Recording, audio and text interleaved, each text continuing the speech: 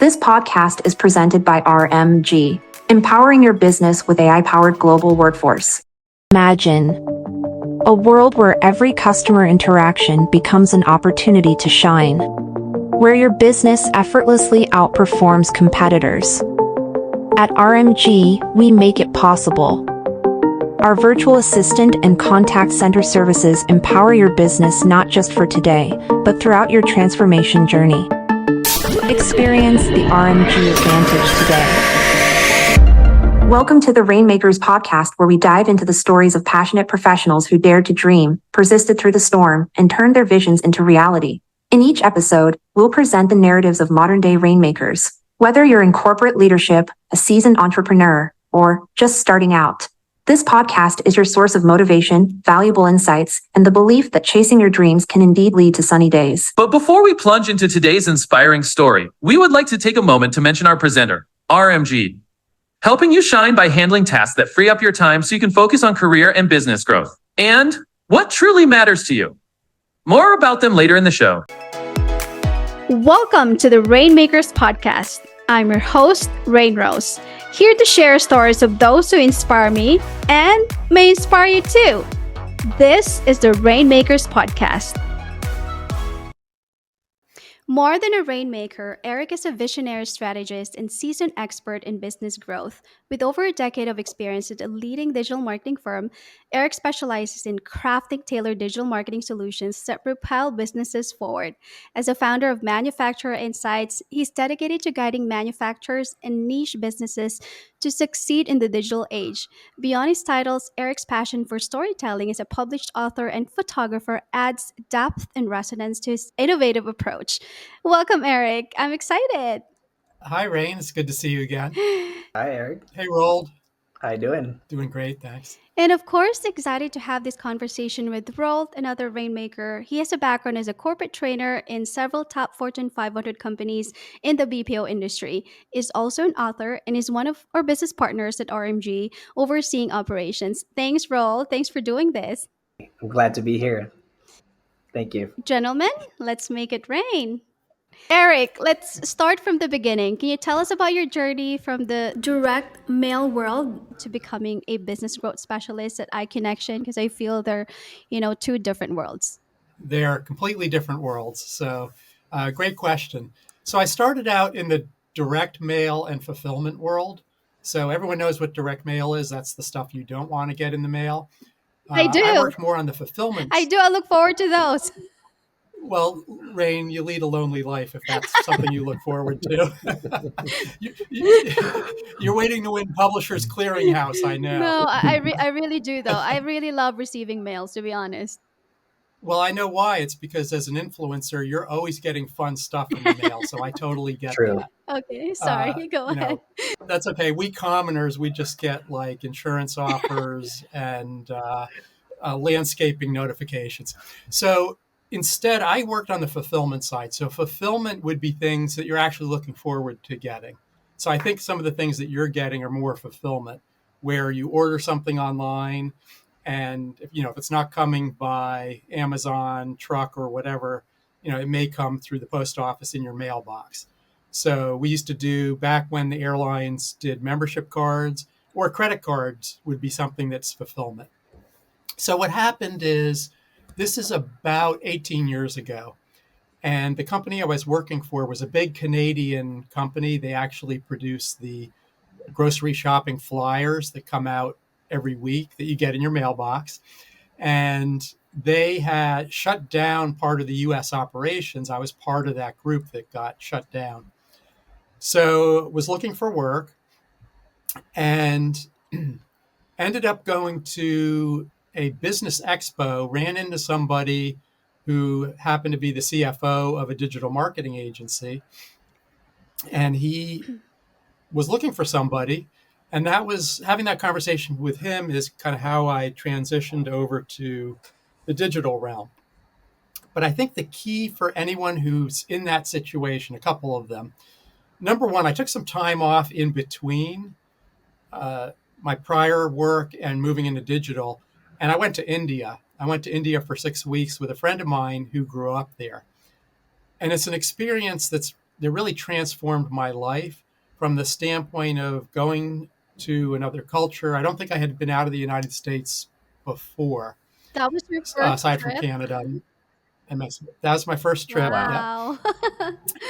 And the people there were just so amazing. If you talk to my kids, that experience has influenced them as well. So I do recommend, if you are in between jobs, if you can afford to take that time, I really recommend it. And it's been helpful in business as well. So, and then the other thing is transferable skills. So you may think,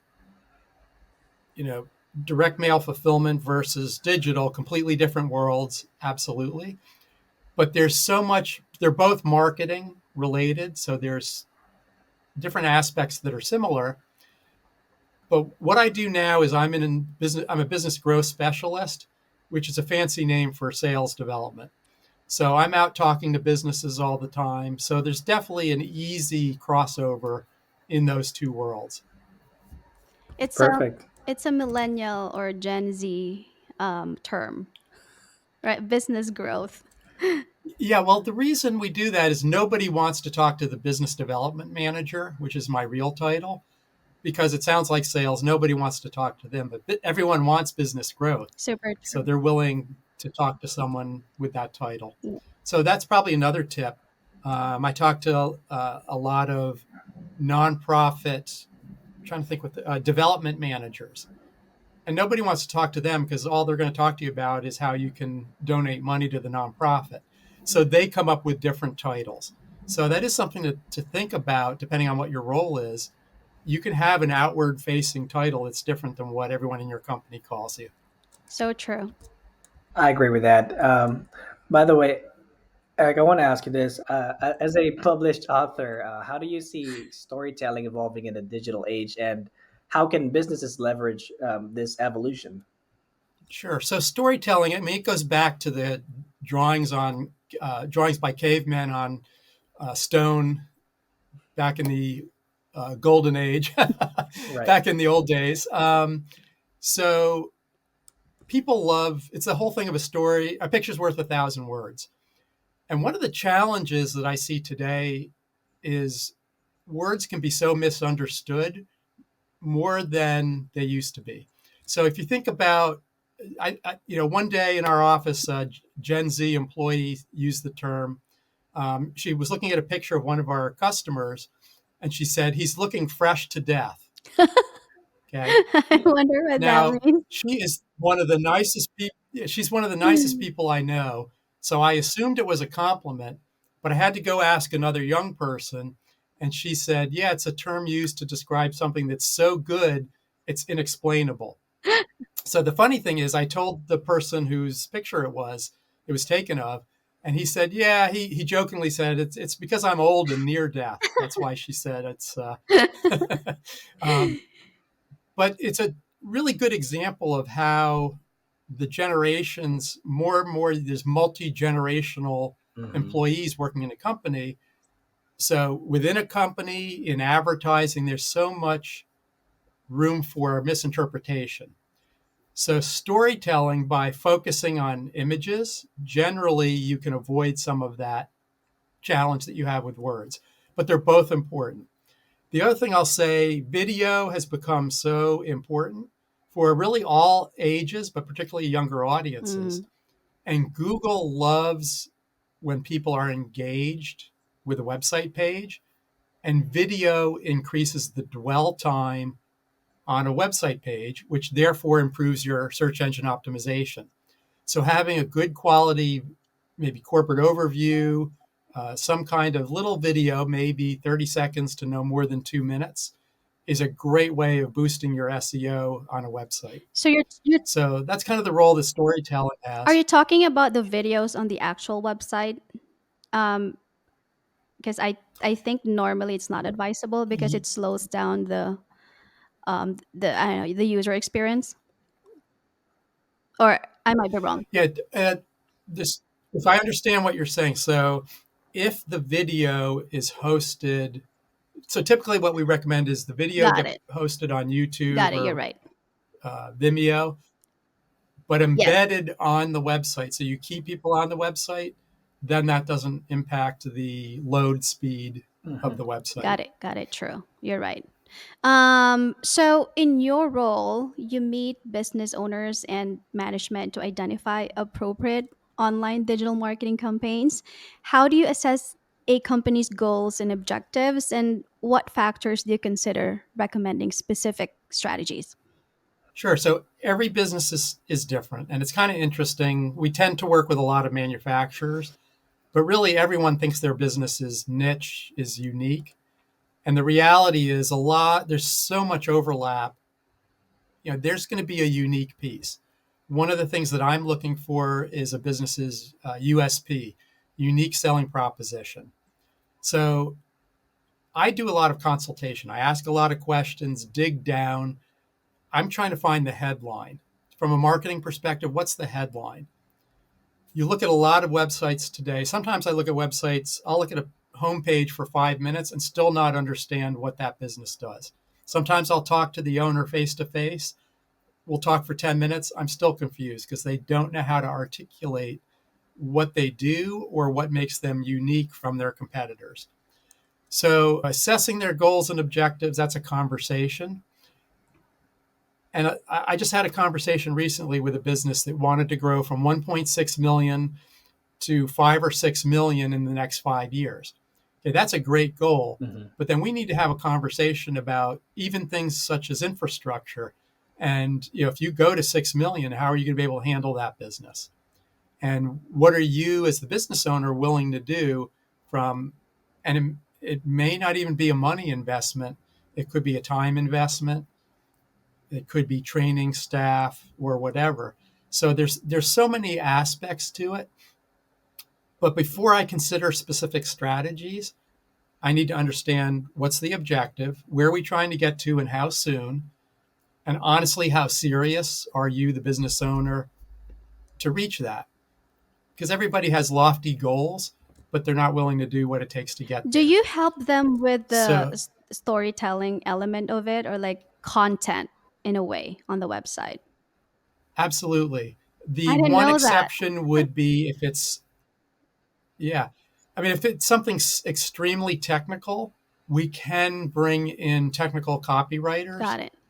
Very rarely we find something where we need maybe the company we're working with to give us at least a first draft, and then we can always optimize it and move it forward. Sometimes engineers or very technical writers are very dry in their writing or don't make the words sing, as we say. And a good copywriter can take that technical content and make it sing so that it resonates so that it's pleasurable to Yeah, read. your clients are so lucky to have you. Do you have copywriters in house or no? We have, they're not I employed see. by our company, iConnection. We have partnerships with copywriters. Got it. But I Good to think, know.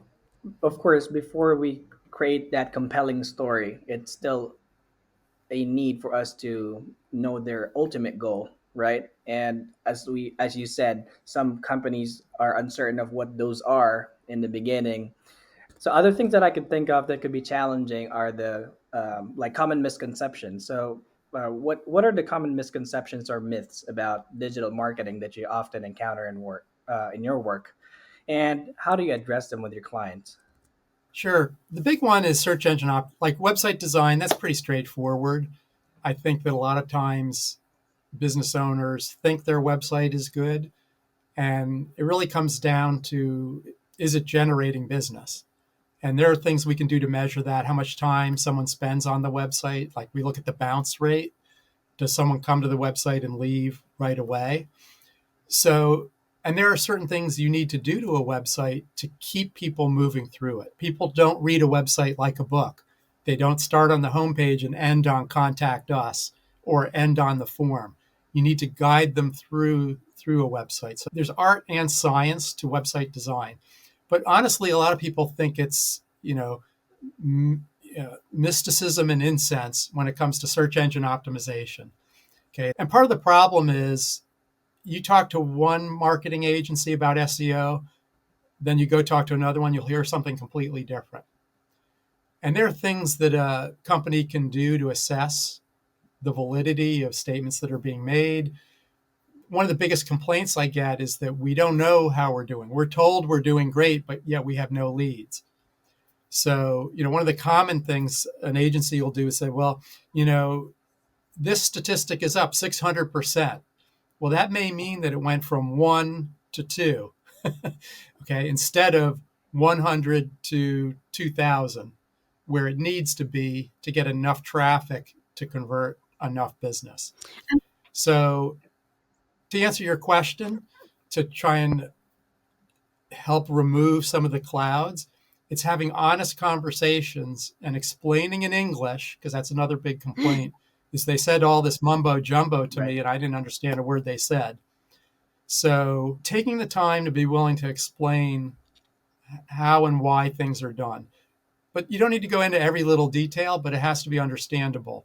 So, that comes with years of experience in having these kinds of dialogues.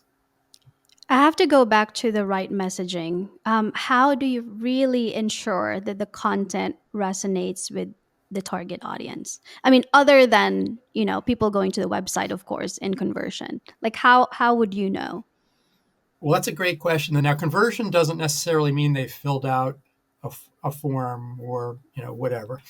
One of the great things and differences between direct mail and the digital world is in the digital world, it's much easier to measure success. At Sam & Co., we believe the joy of the best things.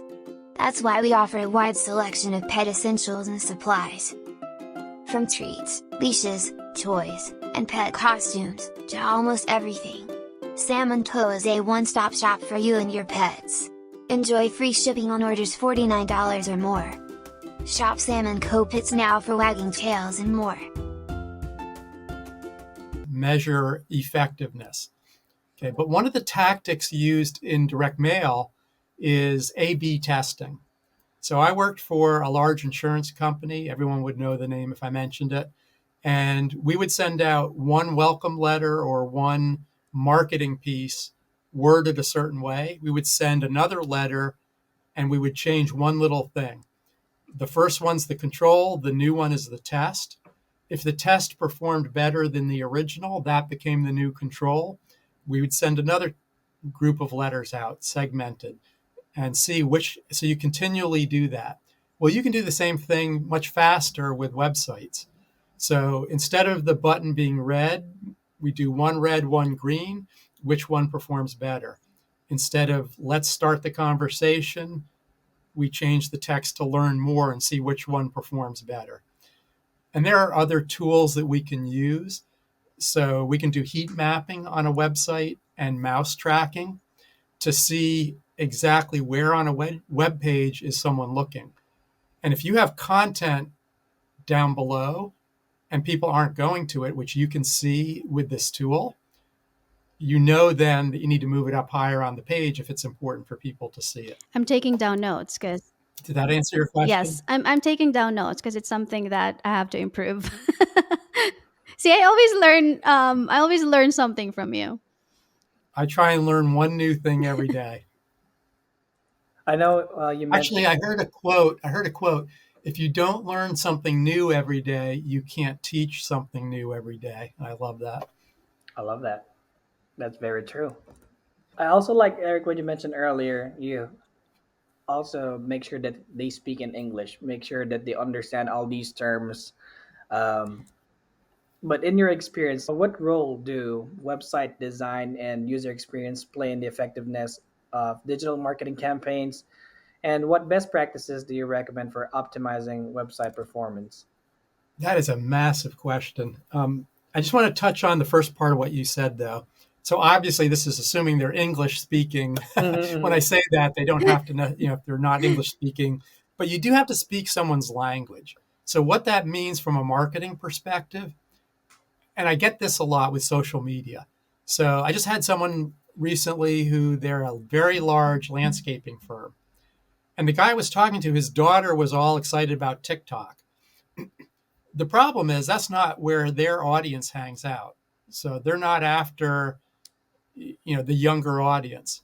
So you need to put your content, you want to cast a wide net because you catch more fish with a bigger net, but you also want to play in the right pond. So if you're after an older audience, and you do have to keep track of trends. So social media keeps changing. The audience in Instagram is getting older. Same with TikTok.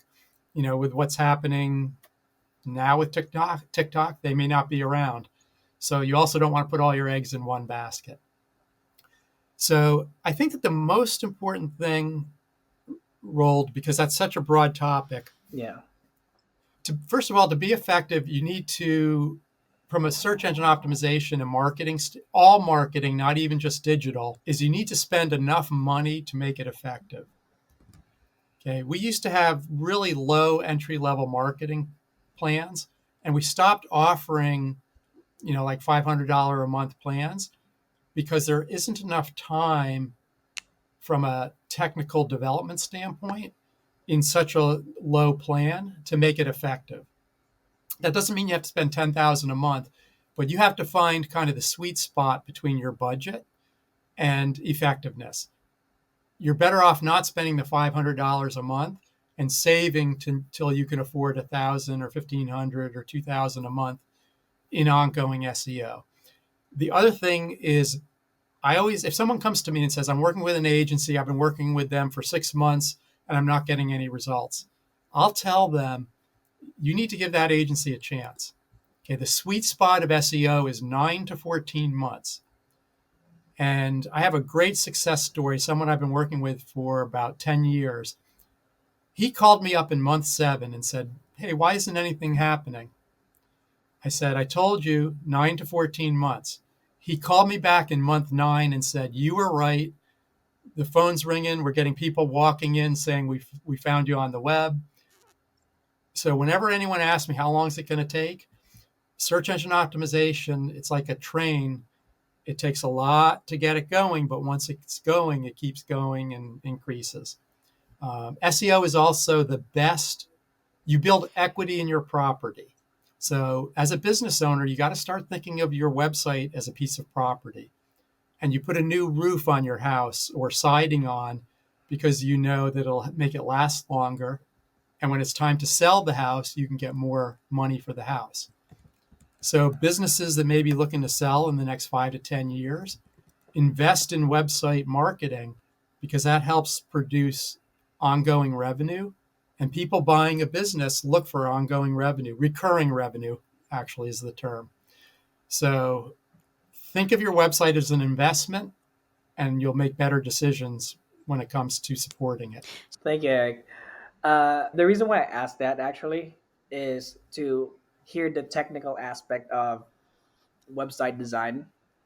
And also, like you mentioned, it's not literally speaking English. It's talking their language. Because what I have in mind earlier was dumbing it down. But it's not just dumbing it down. It's also elevating your eloquence if needed.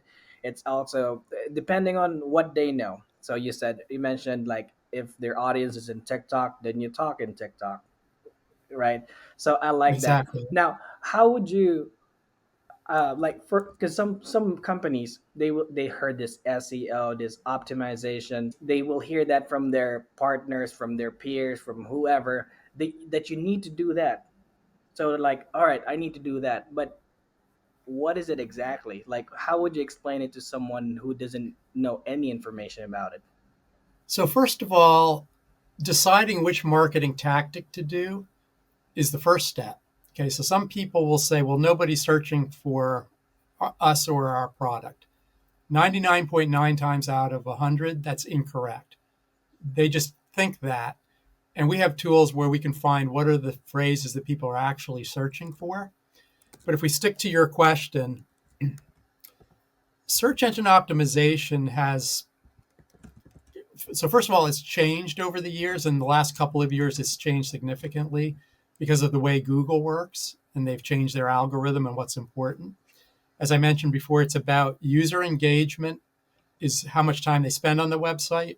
And that doesn't really sound like search engine optimization, but it is now. It's a factor. But user intent.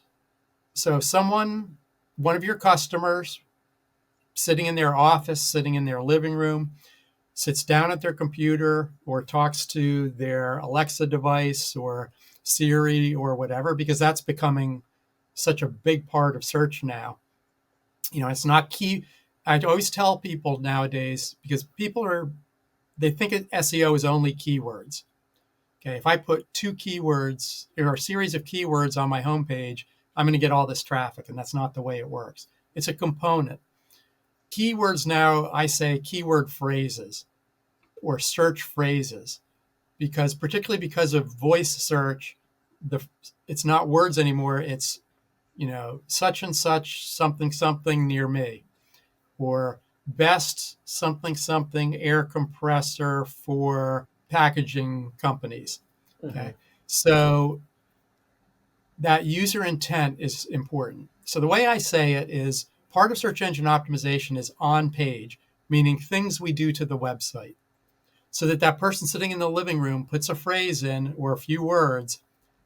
If those words or phrases aren't on your website, Google's not going to drive people to that website. So that on-page optimization, it's kind of the traditional thing that people think about with search engine optimization. That's one of the first steps. But part of that as well, and it goes into the engagement and search engine optimization, is content. Okay, you'll hear the phrase content is king. It's always been that way. One of the things you've noticed is a couple of years ago, businesses, their SEO results or their rankings dropped significantly. Sometimes they flatlined, okay, almost like a medical patient. And it's because Google changed its algorithm, and they focused so much just on keywords that there wasn't enough body left in the website for Google to rank them highly. With our customers, we've always focused on content. Yes, we've focused more on it now than we used to, but it's always been important to us. So our customers didn't have those tremendous drops. So on-page optimization is that, content, the videos I mentioned, etc. The second half of search engine optimization is link building. People hear that, they don't really understand it. When I dumb it down a little bit, I'll say, are you a member of a local chamber of commerce or a trade organization? And they'll say yes. Well, do you have your listing there with a link back to your website? And they'll say yes. So I'll say that's one form of link building. And why link building is important, you're known by the company you keep. So if you hang out with Bill Gates, you tell someone that, they'll say, oh, he must know something about business, probably more than you really do. But if you say, yeah, I'm hanging out with Harry, he's a friend of mine who has a hot dog stand up the street, that might not only not bring your elevation of your credibility up, it may drop it. Especially if the person you're talking to is vegetarian, that's not going to help much. So that whole link building, very misunderstood. What you need to watch with link building is that you don't use an agency that does link farms, where they get a whole bunch of links for little money, because a lot of those links are toxic. We had one customer who came to us. It took us 6 months to disavow all of the toxic links that were on his website. So that's a link from, sometimes they're inappropriate websites, sometimes they're just foreign garbage websites.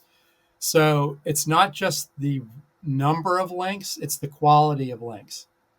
And that quality links will elevate you. And we start with a report. If I'm talking to someone, I'll do the research and look at their website versus their competitors on, how many searches, like how much traffic are they getting? What is their credibility ranking, which goes from 0 to 100? If their ranking credibility is a 5 and all their competitors are 21, they're going to have a tough time surpassing their competitors no matter what they do, unless they start working on that credibility, because that's the way Google looks at it. Is that enough of a explanation? Oh, I love it. I think I got more than more than what I wanted, which is very, very informational. So thank you.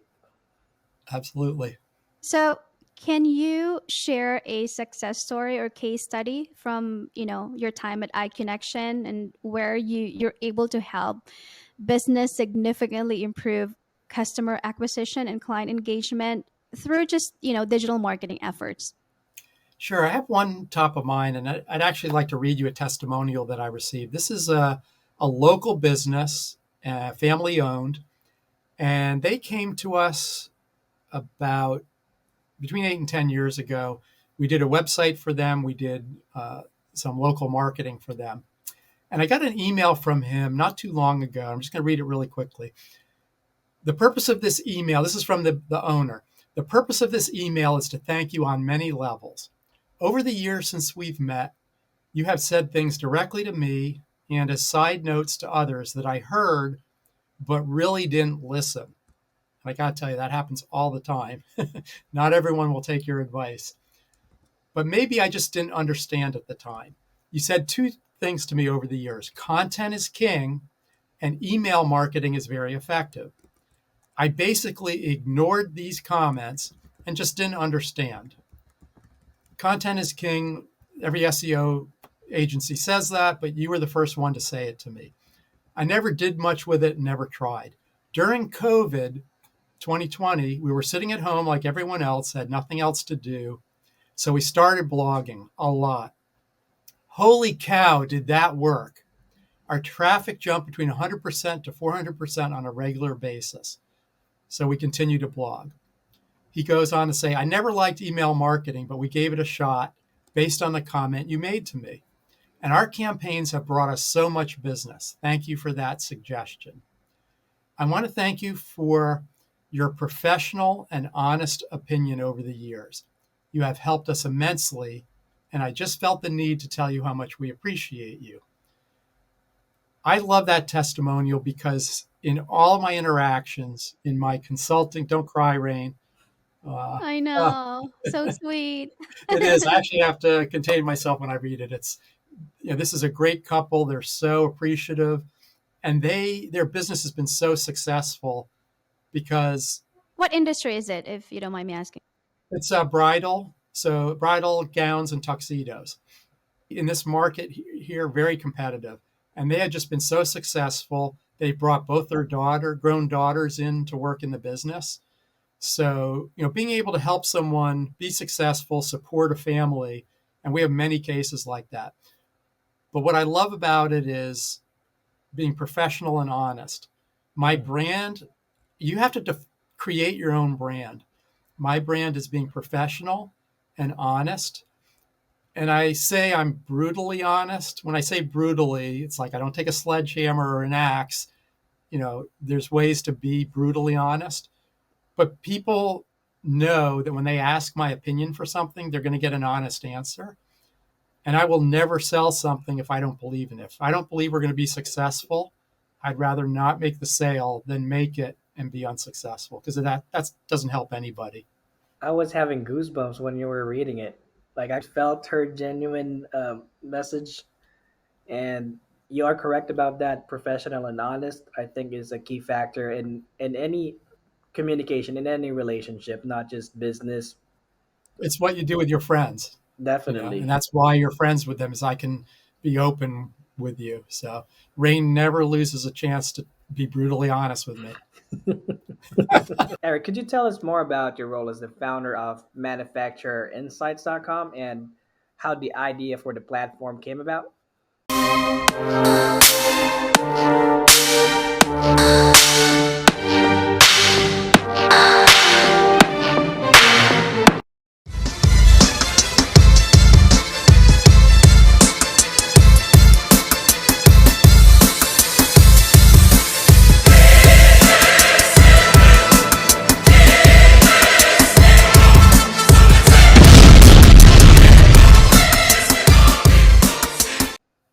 Yeah, absolutely. So iConnection, for 25 years that it's been in business, we've worked with manufacturers. It's about half of our business. So I go to manufacturing trade shows. I'm going to one in Philadelphia next week, as a matter of fact. So one of the things I see is, particularly manufacturing CEOs, they're really busy.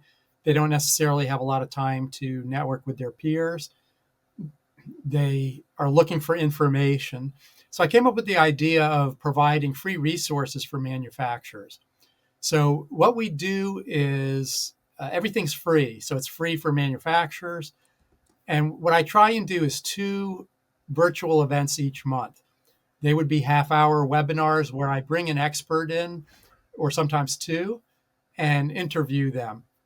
So we've had different topics, things like risk management. I've had someone come in who's actually doing a series on risk management. I have another person who's a humanist out of New York City, and he is doing a regular series for us on kind of human relations stories, leadership, those kinds of things.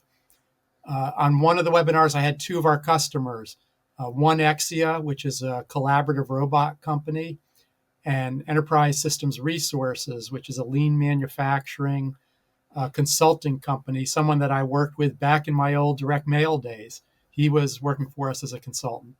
So I've had them come in. So, and blog articles. So free resources for everybody, trying to help lift. It's that whole saying of, a rising tide lifts all boats. So there's that aspect. And, the more I can get around other spheres of influence, that helps my personal growth and my business growth. It's that whole thing of steel sharpens steel. So that was kind of why I started it. You've also mentioned a challenge in the manufacturing industry, I believe, recruiting workforce. Can you expound on that? Yeah, absolutely. Right now, because of what's called the silver tsunami, that's the baby boomers who are retiring, engineers, but just a lot of institutional knowledge is leaving manufacturers. Some of that can be robotics, can potentially help some of that, AI, but there's just, and looking at the trends, it's getting a little bit better now, but it's just projected to continue to get worse over the next 10 to 20 years. So the inability to hire, and sometimes it's retain, employees is something that we've really made a focus with IQ Nexion. We actually have a 4-part plan that we do that includes a corporate culture video. So we'll go in and we'll uncover what a business's culture is, and kind of like we do with a website, how to explain to prospective employees why they should work there. Then with the video and copywriting, we tell the story. Here comes that storytelling importance again. And then we use social media to put that content out into places where job seekers are looking. So otherwise it's a stranded asset to just leave it on your website. The days of just doing job boards or, headhunters, it's just not as effective as it used to be. So this kind of empowers businesses to tell their own story. So again, it's another way we identify this as a problem. And I really don't know of many agencies that have put together a comprehensive process to address this issue. And it's not just for manufacturers.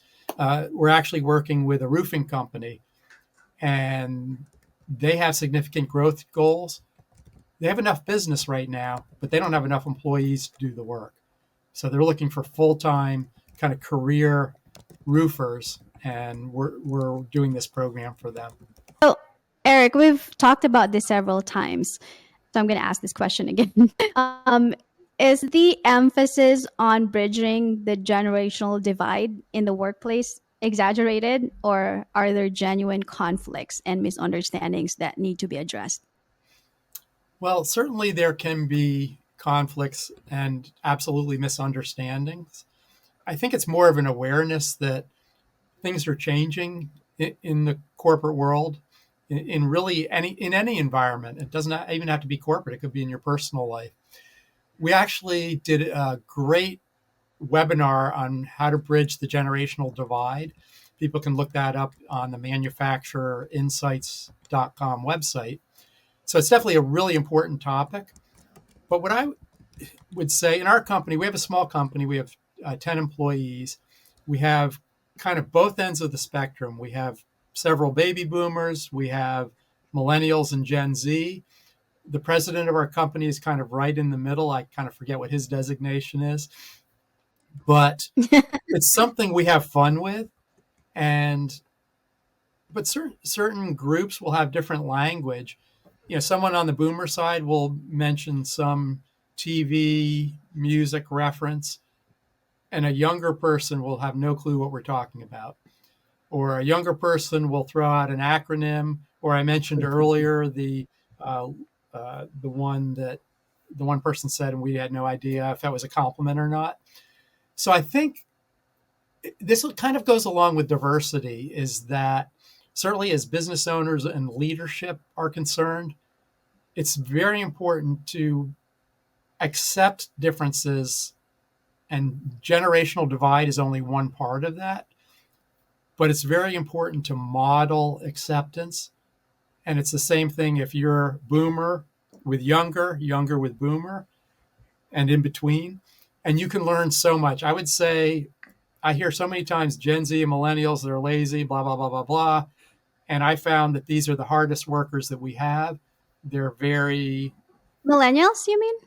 Or boomers? Yeah, don't be surprised. No, I'm talking millennials and Gen Z. Yep, they're some of our hardest workers. Wow. Absolutely, and very smart. But do you think there's a huge divide, though, when it comes to boomers and Gen Z? Because I think Roald and I are millennials. There's already a huge divide from millennials to Gen Zs. Well, I thought you were Gen Z, Rain. You just aged yourself. I don't understand them. You need to watch that webinar. So I would say that it's not a huge divide. I think one of the important things is, this is something Sean Mader, who is the humanist that I mentioned, he talked about this in the webinar, is that you have to understand that, let's say Gen Z, I'm going to pick it, and younger, think about what they have to deal with that older people didn't have to deal with in their lives. Here's the example I think of. My mother's 88 years old. She and my stepfather, he was in World War II, and economically they saw, you got out of World War II, and basically anything you invested in, your housing, property, whatever, it just continued to grow. There was no COVID and some of the other things that we've had to deal with. And they don't understand why we economically may not have had the same level of success as they did, based on what they lived through, kind of what. So you, Rain, and Roald as millennials need to understand that what you went through, how you were brought up, etc., it is different than every other succeeding generation. So if you understand that, and then put yourself in someone else's shoes, look at what's happening with the environment and all of these things. So politically, that whichever side you're on, just look at the discord or the challenges between whatever side you're on, and all the fighting. And like growing up, I didn't have to deal with that. Mm-hmm. So when you realize what someone else has gone through, you can perhaps better understand them. But it's also a lot of responsibility for them. They're in front of a screen all day. The amount of time they spend on devices, that affects their emotional well-being in a way that they don't talk about as much, and that creates other problems that you hear about. So it's pretty interesting. It's been eye-opening for me. It's a great question. And definitely awareness is really key. Like you said, it may not be a conflict, but it could be a challenge, because we have to identify, or at least understand what they're trying to say. But from my perspective, I believe it's really good to have a combination of different generations, because let's say boomers, right? They lacked technology back then. And then now the Gen Zs have all the technologies that they could get. It's easier to learn, but fundamentals will still be good coming from those people who experienced it, using their hands doing those things. So combining those, I believe, will make it better. And yeah, understanding each other will make the processes better. Yeah, and where the main place where conflict comes in is in work environments where there's no acceptance and understanding. This is where you're seeing younger employees leave because they don't want to work for a manager, leader, CEO that doesn't understand them and is not accommodating. So it's that, what do they call that? The silent quitting or something like that. Yeah. Yeah. They just leave because they're not being understood. So Yeah, true. As a supporter of RMG, they twisted my arm to ask this as the sponsor of the podcast. Let's talk about something less painful, delegation. Do you believe in the power of delegation in business? And, what's your take on this? yeah, I think delegation is very important, particularly for business owners. As a business owner, if you are in the day-to-day operations, that makes you less valuable if you're looking to sell your company in 5 to 10 years, or even just within your company.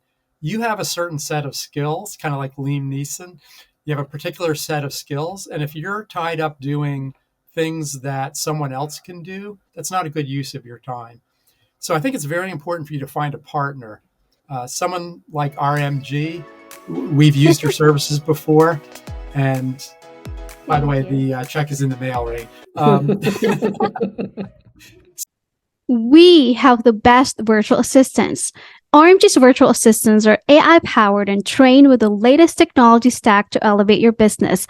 Delegate all mundane, repetitive functions that can free up your time, such as lead generation, outbound calling, data entry, social media marketing, and more. There are no startup fees and no annual contracts. Click the link below to get started. So Influencer fee. No, seriously. So we used your services because, I knew you would be a good partner and that we could collaborate on being effective. But I didn't want to do something that I could delegate. So having someone to delegate with that I felt comfortable with and that we could collaborate together to keep moving the bar up to be more successful, that's really what delegation's all about. Thank you so much, Eric. And thank you for educating us about, digital marketing, SEO, inbound marketing. We appreciate it. And as always, you're a wealth of information. So if I can talk to you all day and not send me a check. Absolutely. So at the beginning of the podcast, it was Let's Let It Rain. I think the sun has come out and we've shed light on some important topics. If you enjoyed today's episode and found it valuable, please don't forget to download, subscribe, and share it with your friends and colleagues. Before we say goodbye, I want to underscore a powerful takeaway from Eric that resonated with us during this conversation. He beautifully expressed that being a rainmaker isn't just about business growth strategies. It's about creating a symphony of success in every facet of life. So, as we conclude, let Eric's wisdom inspire you to make waves not only in your professional endeavors, but in every aspect of your journey. Thank you all for being a part of the Rainmakers podcast. A reminder that rainmakers are not passive spectators of the rainfall. They are the architects of change. Until next time, keep making your own waves, inspiring others, and forging your own path to success. Every day is a chance to make it rain.